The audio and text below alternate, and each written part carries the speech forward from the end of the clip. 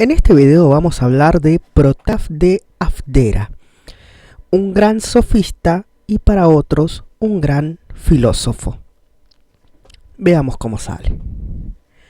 Amigo de Pericles, el general ateniense le había encargado que redactase la constitución de la reciente incorporada colonia de Turios, para la cual Protágoras redactó sus leyes y impuso por primera vez la educación pública y obligatoria.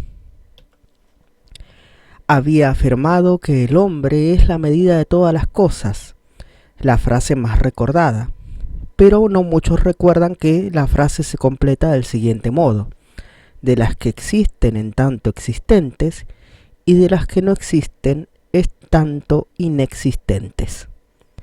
Afirmó también que todas las cosas son verdaderas. Recordemos que es padre de los sofistas, estos posmodernos avant la lettre, pero es un tema que abordaremos más adelante. Tanto para Platón como para Aristóteles, Protágoras y Gorgias son considerados sofistas, pero también grandes filósofos. Recordemos de Gorgias: nada existe, si algo existiera sería incognoscible, y si algo fuese cognoscible sería incomunicable.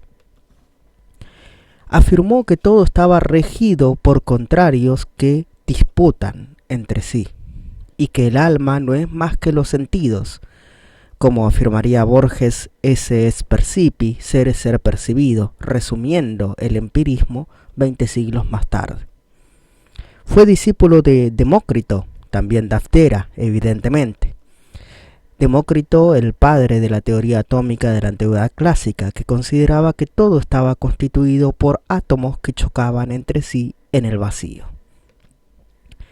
Dicen que Protágoras era un joven muy humilde, que era changarín, jornalero o como se diga en tu país, simplemente se dedicaba a hacer trabajos diarios, que había inventado una forma de atar los leños para cargarlos más fácilmente, y Demócrito, impresionado por esta gran habilidad o sagacidad, lucidez, le tomó por discípulo.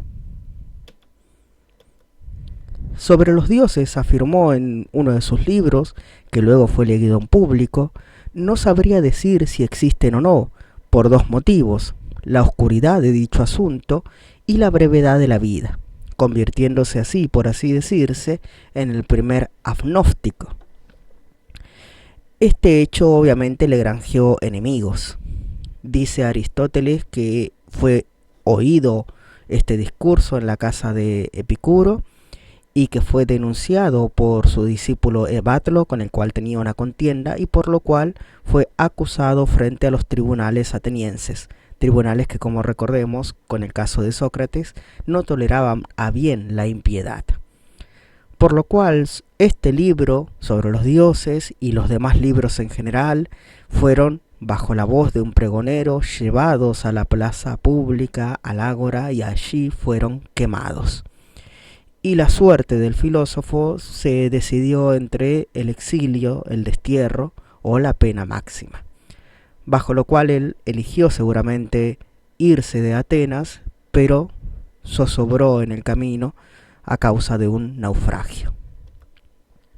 Fue el primero en dividir el tiempo y en describir las estaciones, pero lamentablemente es más tristemente recordado por ser el primero en enseñar retórica, dialéctica, es decir, el arte oratorio, y por cobrar por ello, que es lo que caracterizaba a los sofistas, y no cobraba poco.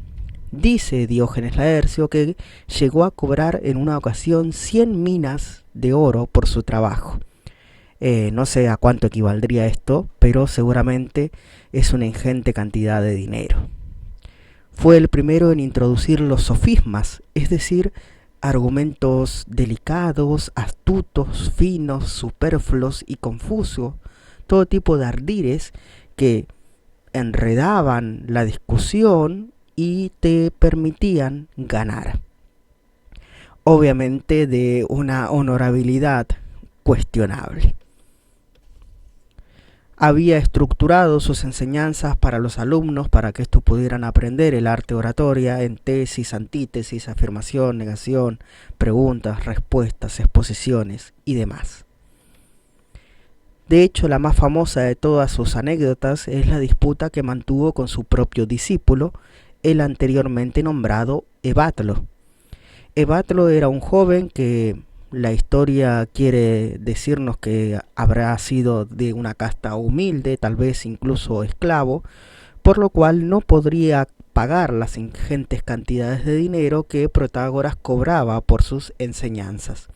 Pero llegaron a un acuerdo debido a la sagacidad de Evatlo y tal vez la codicia de Protágoras. El primero le pagaría al segundo cuando, una vez aprendido el arte oratorio, se presentase a un juicio o a un pleito y cobrase su primera comisión, y entonces podría devolver a su maestro lo enseñado. Protágoras aceptó, pero Evatlo pasaba el tiempo, aprendía y aprendía, pero nunca se presentaba a juicio. Así que Protágoras decidió demandarle en los tribunales y llevarlo él mismo a juicio. Por lo tanto, Protágoras expuso: joven necio, si yo ganase este pleito, debéis pagarme, ya que la sentencia así lo va a estipular. Ahora, si yo pierdo y tú ganas, entonces debes pagarme porque habrías ganado tu primer pleito y así lo habríamos pactado. A lo cual Evatlo contestó arduamente: sabio maestro, si yo gano, no debo pagarte, pues la ley no me obligaría. Y si tú ganas, entonces tampoco debería pagarte, pues no habría ganado mi primer pleito y no estaría obligado por el pacto tampoco. Frente a tales circunstancias, dicen que el tribunal no se expidió de ningún modo, seguramente porque estaría confuso o molesto. Todas estas cosas nos cuenta Diógenes Laercio en su libro que ya recomendé en el video anterior, el de Mileto, Vidas, cómo fue la vida, obras, sentencias y demás de los filósofos ilustres o los sabios filósofos ilustres griegos, cualquiera sea la traducción. Es un libro sumamente curioso y agradable que no tiene desperdicio alguno. Muchas gracias por haber visto este video y si te ha gustado, por favor compártelo, de esa forma me ayudas muchísimo en la divulgación del canal, en las redes sociales, en esta plataforma. Y nada, simplemente quería dejar un colorario, un mensaje final, y es que muchas veces nos plantean como antagónico esta cuestión de si sos filósofo o no sos sofista, o que estaban enfrentados, pero como hemos visto, Sócrates tenía una relación cercana, estrecha, de respeto hacia las capacidades oratorias de Protágoras, y tanto como Platón como Aristóteles le consideran un filósofo. El compromiso con la educación, si bien una educación paga evidentemente de Protágoras, es evidente, así lo estipuló en la redacción de las leyes, que la educación debería ser obligatoria y estatal y pública.